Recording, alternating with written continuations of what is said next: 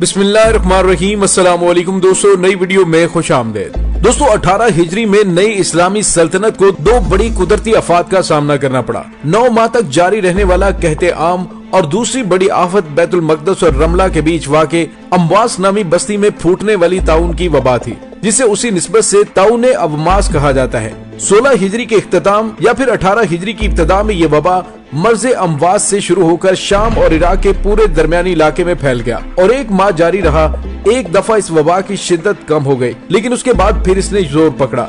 मजमूई तौर पर उसने 25,000 मुसलमान मर्दों, औरतों, शहरियों और फौजियों की जानें ली। वीडियो की तफसील में जाने से पहले आप देख रहे हैं हकीकत की दुनिया डॉक्टर अली के साथ। हमारे चैनल को सब्सक्राइब करें और इसके साथ साथ इस वीडियो को ज्यादा से ज्यादा शेयर करें और कमेंट बॉक्स में पाक फौज जिंदाबाद, पाकिस्तान परिंदाबाद और पाकिस्तान के गुमनाम हीरोज को सलाम का नारा कमेंट जरूर कीजिएगा। दोस्तों इंतहाई मुबारक वो लोग होते हैं जो पाकिस्तान से मोहब्बत करते हैं और पाकिस्तान के लिए जीते मरते हैं। मार्कतुल जजीरा के सिलसिले में हजरत उमर रज़ियल्लाहु ताला अन्हो के स्वर्ग या जाबिया तक पहुंचकर मदीना वापस लौटने की वजह यही वबा थी। उन्होंने ताउन की खबर सुनकर मुहाजिरीन और इंसान से मुशावरत की तो कुछ ने कहा कि आप जिस काम से आए हैं उसे पूरा किए बगैर ना लौटे। दूसरों ने मशवरा दिया कि असहाब रसूल को वबा के खतरे में डालना मुनासिब नहीं। जब उन्होंने वापसी का फैसला लिया तो अबू उबैदा बिन जराह रज़ियल्लाहु ताला अन्हु ने पूछा कि क्या अल्लाह की तकदीर से भाग रहे हैं? हजरत उमर ने जवाब दिया कि हाँ, हम अल्लाह की एक तकदीर से इसकी दूसरी तकदीर की तरफ फरार हो रहे हैं। हजरत अब्दुर्रहमान बिन औफ रज़ियल्लाहु ताला अन्हु ने यह फरमाने नबी सल्लल्लाहु अलैहि वसल्लम सुनाकर हजरत उमर के मौकफ की तायद की कि जब तुम किसी कौम की सरजमीन पर ताउन फैलने की खबर सुनो तो वहाँ ना जाओ, और जब ये उस जगह फूटे जहाँ तुम मौजूद हो तो उससे फरार की खातिर वहाँ से ना निकलो। हजरत उमर रज़ियल्लाहु ताला अन्हु अबू उबैदा रज़ियल्लाहु ताला अन्हु से बहुत मोहब्बत करते थे, हत्ता कि अपने बाद उन्हीं को खलीफा मुकर्रर करना चाहते थे। इसलिए उन्हें मुलाकात के बहाने मदीने बुलाया। वो भी समझ गए कि हजरत उमर मुझे शाम से निकालना चाहते हैं। उन्होंने लिख भेजा, मुझे आपके जरूरी काम का पता चल गया है, मैं अपनी फौज छोड़कर नहीं आ सकता यहाँ तक कि अल्लाह हमारी तकदीर का फैसला कर दे। अब हजरत उमर ने फौज को उतराई से निकालकर बुलंद मुकाम पर लाने की नसीहत की, लेकिन तब तक वो ताउन में मुब्तला हो चुके थे। उन्होंने अबू मूसा अशरी रज़ियल्लाहु ताला अन्हु से कहा कि फौज को लेकर जाबिया की तरफ कूच करें। अबू उबैदा रज़ियल्लाहु ताला अन्हु उनके पीछे आए। कुछ अफाका हुआ तो उन्होंने फौज से खिताब करते हुए कहा कि ये बीमारी तुम पर अल्लाह की रहमत नाजिल करने का बायस बनेगी। उनके इंतकाल के बाद मुआज बिन जबल रज़ियल्लाहु ताला अन्हु को उनका जानशीन बनाया गया। हजरत मुआज और उनका बेटा अब्दुर्रहमान रज़ियल्लाहु ताला अन्हु ताउन से फौत हो गए। हजरत उमर बिन आस फौज के कमांडर बने और वो हजरत उमर रज़ियल्लाहु ताला अन्हु की हिदायत पर फौज को पहाड़ों पर ले गए तो ताउन का जोर टूट गया। उस मर्ज का शिकार होने वालों में यजीद बिन अबू सुफियान, सुहेल बिन अम्र, हारिस बिन हिशाम और उतबा बिन सुहेल रज़ियल्लाहु ताला अन्हु भी शामिल थे। हारिस बिन हिशाम के साथ शाम जाने वाले उनके 80 अहले खाना में सिर्फ 30 बच पाए थे। खालिद बिन वलीद रज़ियल्लाहु ताला अन्हु के 30 बेटों ने इस वबा में जान दी। रूमी लश्कर इस वबा के दौरान भी मुसलमानों पर हमला करता तो उसका मुकाबला मुश्किल होता, लेकिन हरकल खुद ताउन से खौफजदा था, उसने हमले की जुर्रत ना की। फिर जब वबा शाम से इराक मुंतकिल हुई तो वहाँ भी बहुत ज्यादा तबाही मचाई तो यज़दगर्द ने भी इराक वापसी के लिए कोई जुस्तजू ना की। वबा खत्म होने के बाद हजरत उमर रज़ियल्लाहु ताला अन्हु को मदीना में अपना कायम मुकाम मुकर्रर करके शाम पहुंचे और वो तमाम शामी इलाका देखा जहां ताउन ने कीमती जानें ली थी। उन्होंने हम्स, दमिश्क और शाम की सरहदों के इंतजामी मामलात निपटाए।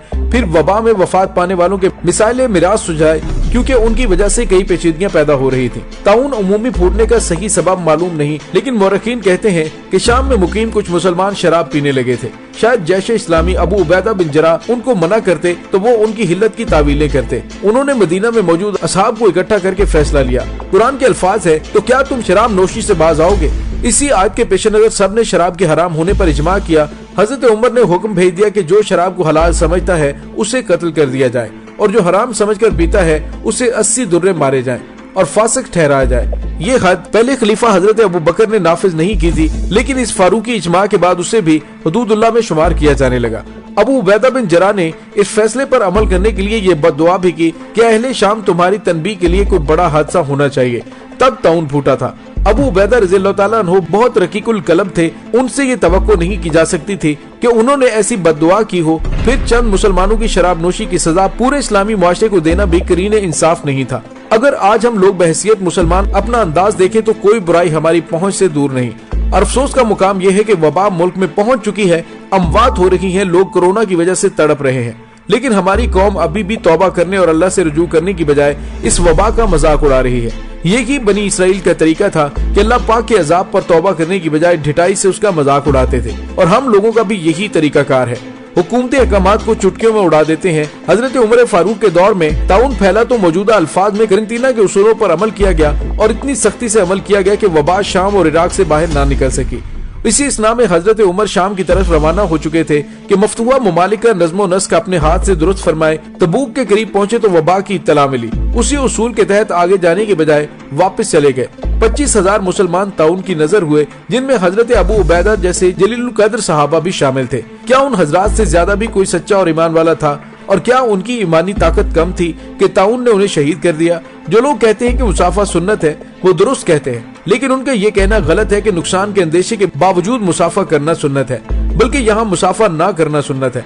सकीफ के वक्त में एक कोड़ी शख्स भी दरबार रिसालत में हाजिर हुआ था। रसूलुल्लाह सल्लल्लाहु अलैहि वसल्लम ने उसके मुकाम से ही उसे लौटा दिया। न अमलन बैत की, न मुसाफा किया और न ही सामना किया। गोया ऐसे मौके पर मुसाफा ना करना ही सुन्नत है। जो लोग कहते हैं कि ईमान के होते हुए एहतियात की कोई जरूरत नहीं, वो गलत कहते हैं। रसूलुल्लाह सल्लल्लाहु अलैहि वसल्लम ने इरशाद फरमाया, कोढ़ी से यूं भागो जैसे शेर से खौफजदा होकर भागते हो। गोया ऐसे मौके पर वारिस ज़दा का सामना नहीं करना, इससे बचना सुन्नत है। जो लोग कहते हैं कि हमें अल्लाह पर तवक्कल है और एहतियात की कोई जरूरत नहीं, वो गलत कहते हैं। सरकार का फरमान है कि ऊंट की रस्सी बांधो और फिर तवक्कल करो। गोया असबाब इख्तियार करना तवक्कल है, असबाब से बेनियाजी तवक्कुल नहीं। हजरत उमर रज़ियल्लाहु ताला अन्हु ताउन ज़दा शाम में नहीं गए थे, उन्होंने एहतियात की थी। चुनाचे आज के किसी भी शख्स का ईमान, तकवा और तवक्कुल उनसे ज्यादा नहीं हो सकता, खा वो ये भी कहे कि मुझे गोली मार दो या फांसी दे दो। दोस्तों याद रहे कि इन्फ्लुएंजा खानदान के ही एक वायरस ने 1918 में दुनिया को अपनी लपेट में तो लिया। 50 करोड़ मुतासरीन में से 5 करोड़ के लगभग जान की बाजी हार गए थे। इंसानी तारीख की उस मुहलक तरीन वबा को स्पेनिश फ्लू के नाम से याद किया जाता है। कोरोना वायरस को उसके फैलाव की रफ्तार और मुमकिन असरात की बिना पर स्पेनिश फ्लू से मिलाया जा रहा है। आम तौर पर इन्फ्लुएंजा का शिकार कमसिन बच्चे और उधेड़ उम्र अफराद होते हैं स्पेनिश फ्लू के हाथों, लेकिन ज्यादातर अमवात नौजवानों की हुई थी। नौजवान अमवात के सदमे से दो चार उस दौर के जिंदा बच जाने वाले उम्र रसीदा इंसानों की बकिया उम्रें यकीनन ना खत्म होने वाली गहरी उदासी में ही बसर हुई होंगी। सोचकर दम घुटता है। स्पेनिश फ्लू के हाथों होने वाली अमवात की बुनियादी वजूहात गुर्बत और खुराक की कमी और नामुनासिब तिब्बी सहूलियात को बताया जाता है। चुनाचे कुल मरने वालों में से तकरीबन 20% सिर्फ ब्रिटिश इंडिया में बसने वाले गुर्बत के मारे हिंदुस्तानी थे। इस्लामी ममालिक अपने लामहदूद वसाइल की बिना पर वबा की हौलनाकियों से महफूज रहे थे। स्पेनिश फ्लू के बरक्स कोरोना वायरस न सिर्फ तंगदस्त बल्कि वसाइल से मालामाल ममालिक को भी बुरी तरह बेबस करके रख दिया है। कोरोना के गैर मुतस्सब रवैये ने यह सवाल भी खड़ा कर दिया है कि अफलास के मारे मुल्कों के लामहदूद वसाइल पर काबिज मुट्ठी भर घराने जो छींक मारने पर भी उन मगरबी ममालिक की राह लेते थे, घबरा कर अब कहाँ जाएंगे। खुदा का हाथ कहीं न कहीं तो कारफरमा रहता है। खुदा के हाथ का तो खैर मैंने तमसीलन जिक्र किया है, वरना ना तो मेरा ख्याल है कि कोरोना वबा के तनाजुर में मजहब को गैर जरूरी तौर पर जेर बहस लाया जा रहा है। अगर कुछ लोग मुकद्दस मजहबी मुकामात पर इज्तिमात और इबादत पर पाबंदी के बाद अफाकी मज़ाहब को हदफ़े तनकीद बना रहे हैं, तो दूसरी तरफ मजहबी हल्के इस वबा को ताकतवरों की जानिब से कमजोरों बिलखुसूस मुसलमानों पर ढाए जाने वाले जुल्म सितम के जवाब में अजाब इलाही के तौर पर पेश कर रहे हैं। मेरा ख्याल है दोनों आरा पर नजर सानी की जरूरत है। कोरोना वबा का ताल्लुक किसी मुकद्दस मुकाम या इबादत रुकने की सूरत में किसी इल्हामी पैगाम की सदाकत पर उठते सवालात कुर्बे क़यामत की निशानियों में से नहीं है। मेरी राय ये है कि ये महकूमों की दिलजोई के लिए उतारा गया अल्लाह का अजाब भी नहीं। दर हकीकत खुदा अपने बंदों को राहतों और तकलीफों के जरिए हमेशा से ही आजमाता चला आया है। इस दुनिया में दी जाने वाली जजा और सजा के बाब में अल्लाह ताला की सुन्नत है कि जब वो किसी सरकश कौम को अजाब में मुब्तला करने का फैसला करता है तो इससे कबल वो अपने एक बरगजीदा बंदे के हाथों अतमाम हुज्जत का एहतमाम करता है। दावत हक कबूल करने वालों को पूरा मौका दिया जाता है कि वो अजाब के नसूल से कबल महफूज मुकामात पर मुंतकिल हो जाएं। इस मौजू पर बेहतर राय का इजहार तो बहरहाल उलमा इकराम ही कर सकते हैं, ताहम उन्हीं में से कई एक को सुन पढ़कर मैं तो यही समझता हूँ कि दुनिया के तमाम मज़ाहब बिलखुसूस इब्राहीमी मज़ाहब दुनियावी जिंदगी में इंसानों की अखलाकी तरबियत का एहतमाम करते हुए उन्हें आखिरत की जिंदगी के लिए तैयार करते हैं। लिहाजा इसका मौजू बुनियादी तौर पर इंसानी नफ्स होता है, जो तमाम तर साइंसी तरक्की के बावजूद अब भी मादी उलूम यानी साइंस की दस्तरस से बाहर है। चुनांचे मौत को छूकर वापस आने वाले लातादाद इंसानों के माफूकुल फितरत मुशाहिदात के बावजूद साइंसदान ये बताने से कासर है कि मौत के बाद क्या होगा। जाहिर है इस कैफियत के मुतालिक मज़ाहब ही हमें ज्यादातर आगाही फराहम करते हैं, उसी पर हम ईमान लाते हैं। दूसरी जानिब मादी दुनिया साइंसदानों का मैदान है, जहाँ अल्लाह के तय करदा दायमी कवानीन की रोशनी में बिला इम्तियाज अकीदा और नस्ल मामलात तय पाते हैं। चर्च ने अहयाए उलूम के जमाने में साइंसी इजादात को बाइबल की तालीम के खिलाफ करार दिया तो बिल आखिर पादरियों को नाकामी का मुंह देखना पड़ा।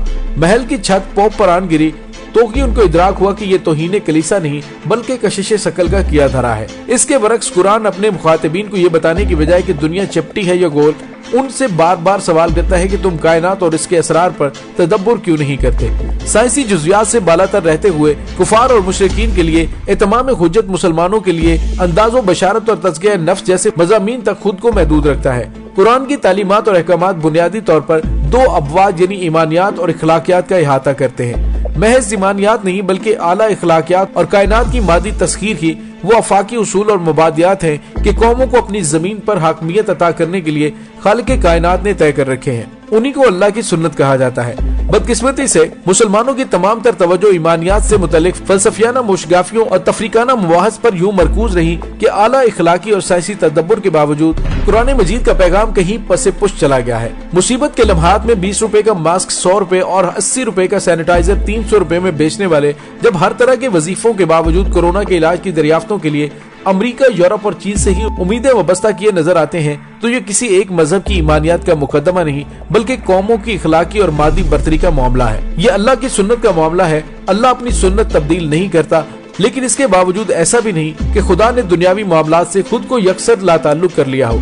खुदा का हाथ यकीनन कार फरमा रहता है। कोरोना वायरस ने बनी नौ इंसान का तकब्बुर चकनाचूर कर दिया है। साइंसदानों का दावा था कि उन्होंने मालथीसी नजरिए को शिकस्त दे दी है। 21वीं सदी में मौत का सोचने वाला तरक्की याफ्ता इंसान आज अपने घरों में छुपने को दौड़ रहा है। कोरोना वायरस बनी नौ इंसान के लिए अगर एक अजाब नहीं तो कम अज कम एक तनबीह जरूर है। दोस्तों, इसके साथ ही डॉक्टर अली को इजाजत दीजिए। इंशाल्लाह बहुत जल्द मिलते हैं एक नई वीडियो में। तब तक के लिए अपना बहुत सारा ख्याल रखिएगा। पाक फौज जिंदाबाद, पाकिस्तान पाइंदाबाद, पाकिस्तान के गुमनाम हीरोज को सलाम। अल्लाह वारिस।